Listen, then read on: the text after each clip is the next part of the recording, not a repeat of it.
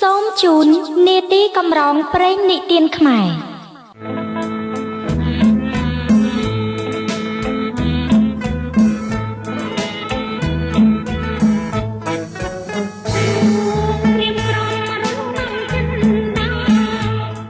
សូមជូនរឿងស្ត្រីពិតម្ដាយពិតឪពុកពិត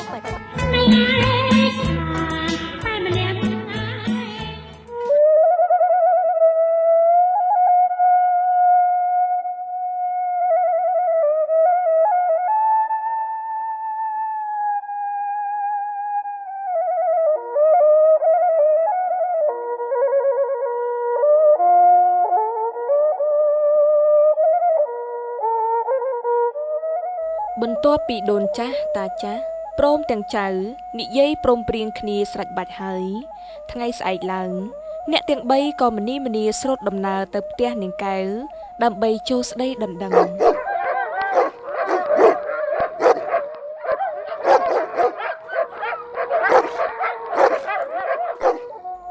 មើលកូនកូនឯងទៅមើលអ្នកណាមករកអីឆ្កែព្រុសលាន់ពេញមុខផ្ទះបានពុកចាស់ផ្ទះវាចាស់ផ្ទះតើលោកតានិយាយមករកអីដែរលោកតានិយាយគឺមានការនឹងណាក្មួយហើយចុះពុកម៉ែនៅផ្ទះទេបាទនៅខាងក្នុងជើងចូលតោះយាយវាមកចៅអីតាយាយព្រមទាំងក្មួយខាងណាមកផ្ទះខ្ញុំមានការអីដែរគឺមានការចប់ពិភាក្សាទៅដែរណែកូនឯងទៅមើលពុកឯងមើលហើយហៅគាត់មកនេះមកណាហើយប្រាប់កែវឲ្យកយោទឹកមកទទួលភ្ញៀវផងបាទម៉ែអញ្ជើញតានឹងយាយអង្គុយសម្រាប់ត្រង់នេះមកណាកូនច្រើនដែរជម្រាបសួរលើកដៃថ្វាយព្រះមើលលោកតាលោកយាយនេះមានការអីដែរតែគឺរឿងវាចេះដែរគឺថាតែគឺថាចេះដែរណែតានិយាយឲ្យផាំងទៅរវល់ទៅអល់ឯងនឹងហើយគឺថាចេះដែរគឺខ្ញុំនឹងយាយវាខាងដែរណាគឺមកចង់ចកស្ពានមានមេត្រីចូលស្ដីដណ្ដឹងកូនស្រីអ្នកនឹងណាឲ្យចៅប្រុសខ្ញុំខាងដែរតើអ្នកយល់ឃើញអ្វីដែរពិតណាស់អ្នកតែគ្រួសារខ្ញុំក្រណាស់មិនដឹងថាអ្នកព្រមឬក៏អត់ទេហើយអារឿងមានក្រនោះវាមិនសំខាន់ទេសំខាន់ណាស់គឺថាលើកូនស្រីខ្ញុំថាព្រមឬមិនព្រមតែប៉ុណ្ណោះគ្រួសារខ្ញុំគឺមិនខ្វះប្រាក់ចាយនោះទេតែសំខាន់ខ្ញុំចង់បានចិត្តចង់បានគំនិតឲ្យវាល្អប្រពៃកូនខ្ញុំជាស្រីបើឲ្យមានស្វាមីទោះជាកូនមានក្តីក្រក្តីសូមតែស្វាមីនោះចេះយល់ពីទុក្ខធុរៈភរិយាមានគំនិតប្រកបមុខរបរចិញ្ចឹមគ្រួសារឲ្យវាមានជីវភាពសមរម្យទៅគឺបានហើយលុះជជែកពិភាក្សាគ្នាយូរទៅភាពចោះសម្រុងការយល់ចិត្តភាពអាណិតអាសូរបានបង្កឲ្យចិត្តឪពុកម្ដាយរបស់នាងយល់ព្រមតាមពាក្យចូលស្ដីរបស់តាយាយហើយស្ដេចកំឡោះយើងក៏ចូលខ្លួនមកបម្រើឪពុកក្មេកម្ដាយក្មេកចាប់ពីពេលនោះតទៅឯនាងកែវក៏ប្រតិបត្តិគ្រប់កិច្ចតាមទួនាទីជាស្ត្រីគោរពប្ដីគ្រប់បែបយ៉ាងរហូតដល់ពេលវេលាថ្ងៃឱកាសល្អម្ដាយក្មេកក៏ចេញប្រាក់របស់ខ្លួនរៀបការពេញមុខពេញមាត់ហៅអស់ញាតិជិតឆ្ងាយមករៀបការស៊ីផឹកអបអរសាទរគូស្វាមីភរិយារស់នៅជាមួយគ្នាតាំងពីពេលនោះមកក៏ប៉ុន្តែអ្វីក៏ត្រូវប្រែប្រួលផ្លាស់ប្ដូរគ្រប់បែបយ៉ាងភាពមនុស្សប្រមឹកងប់នឹងលបែងคล้ายពីល្អទៅអាក្រក់គ្រួសារនាងកែវដែលធ្លាប់តែមានមុខមានមាត់ជាអ្នកមានស្ដុកស្ដំក៏ធ្លាក់ខ្លួនទៅជាក្រលំបាកតោកយ៉ាកដោយសារតែព្រះរាជបុត្រាតើទាំងនេះមកពីមូលហេតុអ្វីមកពីអីគឺមកពីយើងវាមិនចេះលេងនឹងណាទើបបានជាវាចាញ់បានហើយបងល្មមដឹងខ្លួនហើយគ្រួសារយើងតាំងពីមានរហូតដល់ក្របងនៅមិនដឹងខ្លួនទៀតអីចូលផ្ទះថ្ងៃណាក៏ធំស្រាយងោងថ្ងៃណាក៏ផឹកបើមិនអោយផឹកមានអីនោមទៅអូនសំឡាញ់អូនឯងចេះនិយាយចឹងទៅកើតដែរផឹកស្រាសឲ្យទៅធំក្លិនទឹកថ្នោតទៅអូនណាខ្ញុំត្រូវតែនិយាយអញ្ចឹងខ្លះហើយលុយខ្ញុំលក់នំបានបន្តិចបន្តួចលួចយកទៅផឹកស្រាមិនគ្រាន់ទេថែមទាំងទៅផឹកជឿគេទៀតហើយចុះបើអត់មិនឲ្យជឿគេមិននឹងកើតសំខាន់ណាបានតែលក់គេឲ្យជឿក៏ជឿទៅល្អមកហើយបងឯងនេះគេមកទាលុយដល់ផ្ទះនេះណាពុកម៉ែក៏ចេញលុយឲ្យខ្ញុំគ្មានលុយទេប៉ុន្មានថ្ងៃនេះលក់មិនដាច់ផង បានហើយមិនបាច់រៀបរាប់ច្រើនពេកទេទៅរៀបបាយរៀបទឹកឲ្យយើងមកណាយើងឃ្លានបាយណាស់លឺអត់លឺទេអូនកែសម្លាញ់ចិត្តបងនួនល្អងកុំធ្វើមុខចឹងមើលធុញអូនឲ្យស្អីទេធុញស្អីប្តីស្រឡាញ់ប្រពន្ធនឹងណាម៉េចមិនពិរុះឲ្យអូនសម្លាញ់នោះគេថាសូរ៉ាមេរីផឹករាល់ថ្ងៃព្យារោគាអត្តនីទានីផឹកអត់គ្នាផឹកតែឯងក៏បានដែរមែនទេអូនកែវដាក់មួយទៀតសិនសូរ៉ាបើសិនជាយើងជ្រុលផឹកមិនថាងថ្ងៃយប់ព្រឹកផឹកតលអស់លុយពីផ្ទះសំបែងប្រពន្ធស៊ូទុកនៅផ្ទះតែឯងអូនអើយរៀមកុំអូនឈប់ចំបែងខ្លាចក្រែងតែប្តីទីលុយណាបើអស់លុយហើយទៀតធ្វើអីទៀតមានតែជឿគេនឹងឯងបងផឹកបងដឹងអូនកុំភ័យតែបងសវឹងបងដេកក្រុងពេលដេកមានតែផឹកទៀតនឹងឯងអើយឲ្យវាលឿនបន្តិចមើលឃ្លានបាយដល់ហើយនេះបាយស្អីយើងអ្នកណាធ្វើអីអ្នកណាងាប់ស៊ឺតសតហើយយើងលេងមិនចូលទេចេញទៅបងហេតុអីក៏បងចូលចិត្តរករឿងបងស្រីម្លេះបងរករឿងស្អីសួរប្រពន្ធបងទៅបងរករឿងស្អីធ្វើបាបស្អីហើយប្រសិនបើបងធ្វើបាបនោះណាវាជារឿងធម្មតាប្តីប្រពន្ធរបស់បងទេឯងកុំចេះបានទេប្អូនប្តីប្រពន្ធបងមែនតែគាត់ជាបងស្រីខ្ញុំទង្វើបងធ្វើរាល់ថ្ងៃណាគឺវាមិនសមទេយើងជាគ្រួសារតែមួយណាបងដូចដឹងស្រាប់ហើយគ្រួសារយើងឥឡូវជួបបញ្ហាអីខ្លះបញ្ហាស្អីយើងអត់ដឹងទេបងអត់ដឹងទេមួយមិនថាក៏បងមិនដឹងតាំងពីផ្ទះខ្ពស់ចង្ក្រឹងរហូតមកដល់ខ្ទមកំសត់បងនៅមិនដឹងខ្លួនទៀតអីបងប្រុសបងមិនលឺបងស្រីនិយាយទេខ្ញុំយល់មិនមែនបងមិនដឹងទេតែបងធ្វើមិនដឹងខ្ញុំឆ្ងល់ណាស់បងហេតុអីក៏បងខ្លាចម្ល៉េះពីមុនបងមិនមែនជាមនុស្សប្រភេទនឹងទេបងគួរអាណិតចិត្តប្រពន្ធខ្លះទៅបងហើយចុះប្រពន្ធយើងមិនអាណិតអីឯងចេះនិយាយអញ្ចឹងទៅកើតដែរមែនហើយបងខ្ញុំសុំចិត្តបងអារឿងផឹកស៊ីលេងល្បែងនឹងបងគួរតែលះបងចោលទៅវាគ្មានកំណត់ទេបងធ្វើតែបិទតែយើងធ្លាក់ខ្លួនក្រប៉ុណ្ណេះមែនឲ្យតែយើងខំប្រឹងរកស៊ីវាមិនដាច់ពោះស្លាប់ទេបងដឹងទេខ្ញុំខំកាត់ខ្មាស់ប៉ុណ្ណាទោះបីអ្នកភូមិគេសើចំអកយ៉ាងណាក៏ដោយក៏ខ្ញុំនៅតែខំទូលកញ្ជើមិនថាពេលខ្លះត្រកួនប្រលិតមិនគិតពីពាក្យសម្ដីអ្នកភូមិដែលគេថានាងកែវធ្លាប់តែមានឥឡូវដើរត្រុកទូនំលក់នោះទេតែពាក្យដែលធ្វើឲ្យអូនសានខ្មាស់នោះបងដឹងទេគឺអូនឮគេដៀប្តីអូនថាប្តីអូនជាមនុស្សប្រមឹកមនុស្សញៀននឹងលបែងអត់លុយខ្ចីបុលគេឯងលេងបន្តទៀតហើយតើតាមអីពាក្យគេនិយាយនោះបងចំពាក់បងដឹងតែបងមិនលុយបងសងហើយបងអ្នកចំពាក់បងមិនភ្លើទេពូកែណាបងឯងនេះមិនអត់មានពាក្យតទេអីតែបងមិនដឹងទេ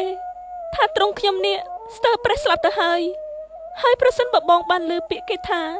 នាងកែវអើយនៅស៊ូទ្រាំដល់ណាលែងលះប្តីទៅប្តីធ្វើនឹងនោះប្រហែលជាបងស្រួលមិនស្រួលរករឿងវាយតប់គេស្លាប់ហើយកែវបងទៅរករឿងគេធ្វើស្អីបើគេថាប្តីមិនកើតអូនលេងលះបងទៅយកប្តីមួយទៀតទៅវាចប់ស្រេចបាត់ទៅហើយបងមួយកំភ្លៀងនេះបងចង់ថាអូនជាស្រីមិនគ្រប់ប្តីក៏បានតែអូនចង់ឲ្យបងភ្ញាក់ខ្លួនអូនជាស្រីណាវាល្អភ្នែកមើលណាស់ទៅអីតែប្តីមួយជា2 2ជា3ចុះបងមានគិតឃើញខ្លះទេអូនសួរ បងស្រីកុំស្រែកឮខ្លាំងពេកឮដល់គេខ្មាស់គេបង បងមិនចង់ទេអូនស្រីណាដែលថាមិនស្រឡាញ់ប្តីស្រីណាដែលថាមិនគោរពប្តីចង់គាត់យល់ថាបងជាកលីជាខណីឆន្ទាចង់ថាអីក៏ថាចុះបងសុខចិត្តខុសតែបងចង់ឲ្យគាត់ជាប្តីចេះឲ្យតម្លៃនិងកិត្តិយសដល់ប្រពន្ធផងបងប្រុសខ្ញុំសូមអង្វរចុះណាបងឈប់ធ្វើឲ្យបងស្រីគាត់ពិបាកចិត្តទៀតទៅព្រោះអីបងស្រីគាត់មានទម្ងន់ជាងមួយខែហើយបងអើយយើងងុយដេកហើយយើងដេកវិញហើយល្អជាងយើងអត់ដឹងអត់អីទេបងស្រីបងទៅសំណាក់ទៅព្រោះស្អែកបងត្រូវទៅលក់ទៀនកុំឲ្យអត់ងុយខ្ញុំទៅដេកហើយមូសដល់ហើយវ៉ៃកៅដាក់មុងតិចមើលបងឲ្យខ្ញុំសុំទោសខ្ញុំដឹងថាបងដេកមិនទាន់លក់ទេយើងមានកូនហើយបើបងមិនអាណិតអូនគួរតែគិតដល់ទីរក់ក្នុងផ្ទៃផងឬមួយក៏បងចង់ឲ្យពេលដែលកូនយើងកើតមកគេហៅថាអាកូនឪប្រមឹកឪញីលបែងគួរគិតអាណិតដល់កូនផងបង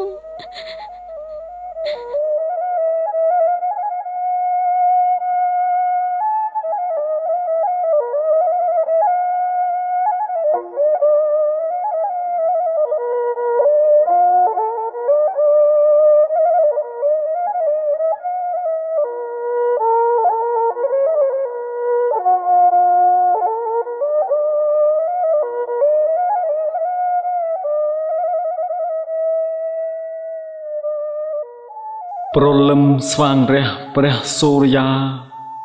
ចរចេញយាត្រាបំភ្លឺលោអាសូរបុត្រាសែនវិយោគកំណើតជលមកចាប់ក្នុងផ្ទៃនាងកែវភរិយាសែនប្រពៃល្អពិតជាស្រីសំក្រៃហោពេលមុនជ្រុលគិតគំនិតចង់សាឡបងឆោមយងកែវពិសីព្រមទាំងឪពុកម្ដាយប្អូនប្រុសថ្លៃតាមប្រាជ្ញាវ័យព្រះទ្រង់ញៀនស្ត្រីពិតម្ដាយពិតឪពុកពិតឋិតត្រង់ណាឥឡូវបុត្រាទ្រង់ឆ្វេងយល់ពេលនេះទ្រង់អស់ក្តីអំពុលអស់ក្តីកង្វល់ក្នុងចិន្តាគិតរកវិធីតបរាជសារទូព្រះបិតាមហាក្សត្រថ្លៃពុកម៉ែកូនទៅណាហើយគឺវាទៅកាប់អស់នៅឯចំការខាងជើងភូមិបាត់តាំងពីព្រលឹមម្លេះនឹងដែរឈប់សិនឯងយកមិញផឹកស្រារោគរឿងឆ្លុះប្រពន្ធទៀតហើយបេទេគឺណាមេដែរឲ្យវាល្មមបានហើយកូនអើយមើលគេមើលឯងចិត្តខាងខ្លះផងឥឡូវនេះកូនមិនមែនមានតែពីរអ្នកប្តីប្រពន្ធទៀតទេកូនចិត្តខ្លាចជាឪពុករបស់គេហើយឲ្យដឹងខ្លួនផងទៅកូនល្មមកែចិត្តគំនិតទៅណាបើជ្រុលជាក្រទៅហើយឲ្យវាក្រទៅចោះក៏ប៉ុន្តែឯងគួរតែចេះកែចិត្តកែគំនិតខ្លះផងទៅគេថាក្រអីក៏ក្រចោះណាកូនកុំឲ្យតែក្រចិត្តក្រគំនិតឯងចិត្តខ្លាចជាឪគេហើយពុកម៉ែមិនចាំបាច់និយាយនាំតែហត់បត់ទេពុកសង្ឃឹមថាពុកជ្រើសយកឯងធ្វើជាកូនប្រសាមិនខុសទៅចុះដូចគិតដើរគិតមើលទៅណាកូនអ្វីដែលគួរលះបង់និងអ្វីដែលគួរតែខំប្រឹងប្រែងសារជាថ្មីវាមិនទៅជាការពិបាកពេកទេកូនអើយការគ្រប់គ្រងគ្រួសារតូចមួយប៉ុណ្ណោះណាកូនប្រសិនបើកូនមានគំនិតនោះណាណែកូនសាកគិតទៅមើលទម្រាំតែបរិជាដែលទ្រង់ការពារប្រជានារីគ្រប់គ្រងផែនដីទូទាំងនគរវិញផងនោះណាគឺវាខុសគ្នាឆ្ងាយណាស់ណាមួយទ្រង់ត្រូវមើលនិងសង្កេតនៅរាជវង្សានុវង្សនៃក្សត្ររបស់ទ្រង់ដែលត្រូវឡើងគ្រងរាជបន្តតែបើក្សត្រដែលត្រូវអភិសេកឡើងគ្រងរាជជាក្សត្រដែលគ្មានព្រះបញ្ញាញានោះណាតើគ្រប់គ្រងផែនដីនិងប្រជានារីមើលលៀនអ្នកតកាដែរឯកូនត្រូវហើយ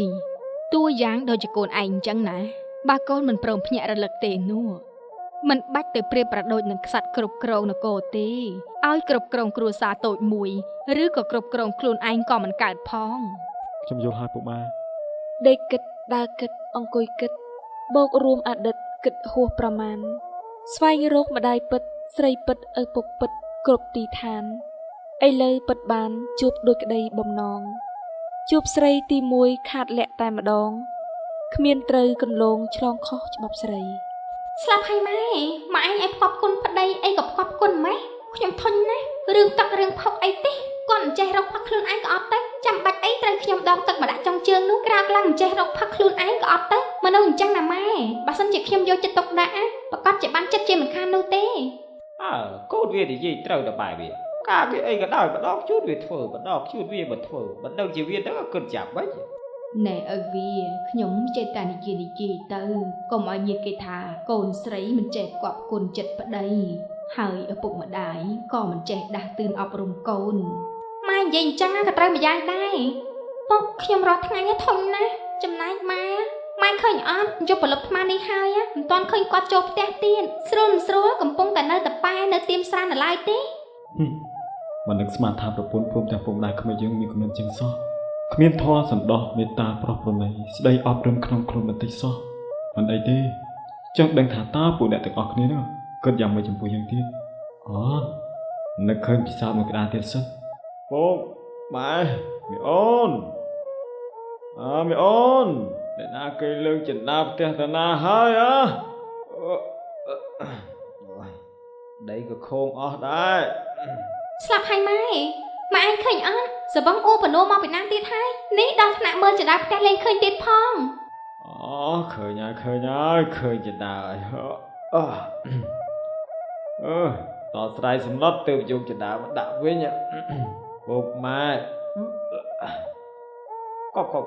គួតលើផ្ទះឲ្យសោះដែរអូយខ្លាចអាក្រក់ណាស់កូន មីនាងកូនឯងមើលទៅយកកថោត្រង់ក្អួតប្តីឯងទៅណាម៉ែតដេកហើយឪវាខ្ញុំចូលទៅដេកមុនហើយក កំភៃម៉ែពុកខ្ញុំក្អួតតាមផ្លូវអស់ចិត្តហើយពុកម៉ែធ្វើកំភៃមើល ឈ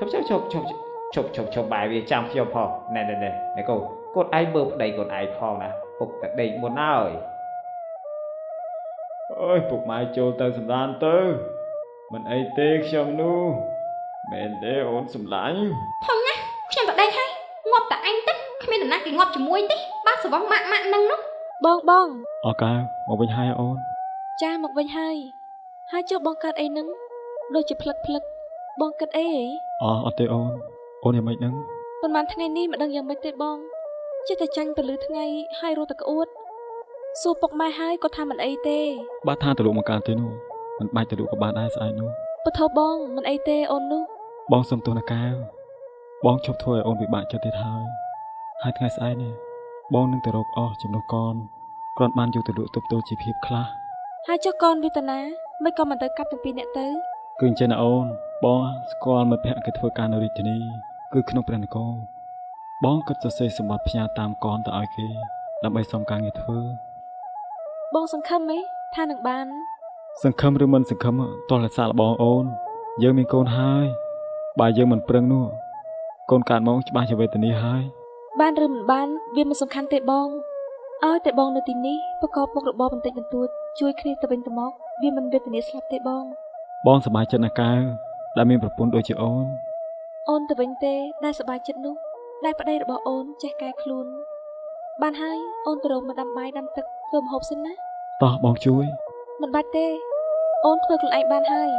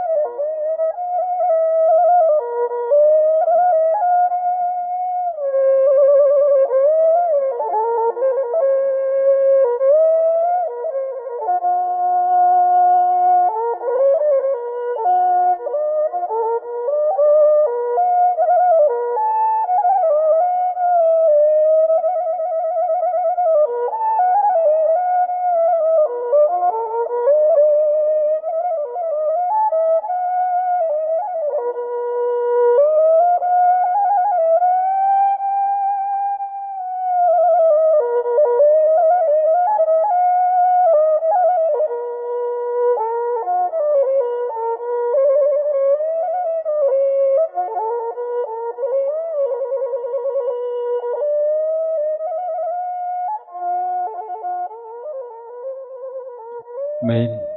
បរិះកំសត់ម្នាក់នោះពិតជាមានប្រាជ្ញាយល់ដឹងកិច្ចការៈជ្រៅពិតប្រកបមែនឲ្យយើងរកម្ដាយពិតស្ត្រីពិតឪពុកពិតឥឡូវយើងរកបានហើយដូច្នេះយើងនឹងនាំរាជសារទៅប្រាប់ព្រះបិតាឲ្យទ្រង់ទៅប្រាប់សេនាបតីឲ្យរៀបចំជាយាននៅពលថ្មើរជើងតាមមុខងារដំរីសេះរាជរដ្ឋមកទទួលយើងចូលនគរវិញ លុះថ្ងៃស្អែកព្រះរាជបុត្រក៏ប្រគល់សម្បត្តិទៅឲ្យប្អូនថ្លៃដោយទ្រង់ដាក់ក្នុងបំពង់បិទឆ្នុកមាត់បំពង់ចិត្តមិនឲ្យប្អូនថ្លៃមើលដឹងសេចក្តីក្នុងសម្បត្តិឡើយ តាមផ្លូវប្រយ័ត្នប្រយែងខ្លួនផងណាប្អូនបាទមិនអីទេបងកុំភ្លេចណាពេលទៅដល់រាជវាំងហើយត្រូវរកនាម៉ឺនណាដែលធំជាងគេក្នុងវាំងហ្លួងហើយប្រាប់ថាយើងឲ្យយកសម្បត្តិមកជូនព្រោះមានការសំខាន់អូកុំភ័យបងខ្ញុំនឹងនាំទៅដល់ដៃនាម៉ឺនអញ្ចឹងខ្ញុំទៅហើយណាបង តាមផ្លូវថែខ្លួនផងណានេះលុយកាក់បន្តិចបន្តួច មិនបាច់ទេបងស្រីយកទៅព្រោះអីតាមផ្លូវទៅចាយវិញទៀតណារាជធានីមិនមានចិត្តឯណា នេះកុំប្រកែកយកទៅ អូអញ្ចឹងខ្ញុំទៅហើយពុកម៉ែខ្ញុំទៅហើយ ទៅចោះកូន បើបានសម្បត្តិដល់ដៃហើយបញ្ញាប់មកផ្ទះវិញណាកូន បាទម៉ែខ្ញុំដឹងហើយ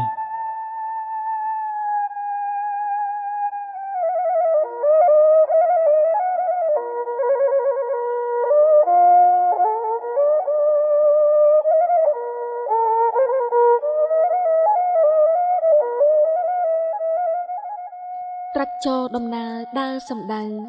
ភ្លៀងផ្គរថ្ងៃក្តៅក៏មិនគិតយកបញ្ញាបងឲ្យដល់ពិតផ្លូវឆ្ងាយឬចិត្តមិនគិតគុណ